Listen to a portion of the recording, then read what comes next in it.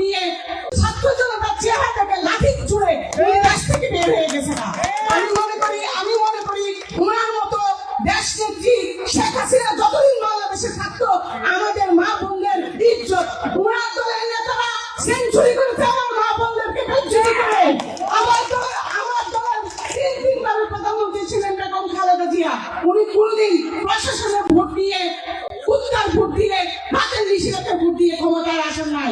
জনগণ ওনাকে ভোট দিয়ে নির্বাচন করে বাংলাদেশের তিনবারের প্রধানমন্ত্রী বানিয়েছে। সত্যি না বলেন?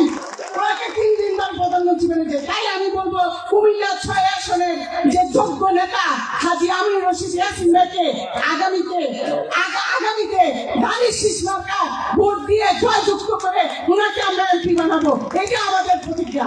এবং ওনার নেতৃত্বে উনি একজন স্বাচ্ছন্দ্য রাজনীতিবিদ। উনি যখন আসবেন আমাদের 6 নং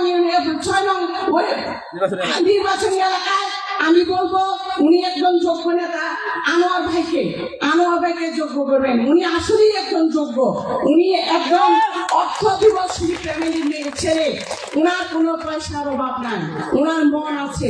সবচেয়ে বড় কথা হলো ওনাকে যদি উপজেলা চেয়ারম্যান নির্বাচন করেন আপনারা আপনাদের মনের কথা ওনার কাছে প্রকাশ করতে পারেন।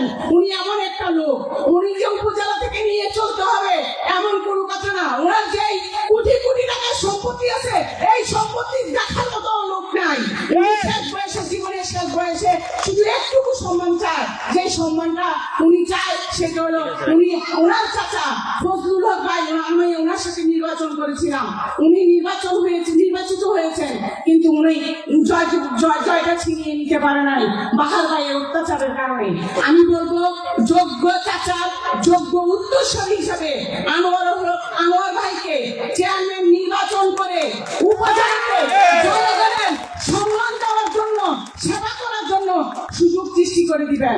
আমি এই বলে বেশ আরো মনের কথা বলার ইচ্ছা ছিল, বলবো না, সময় কম।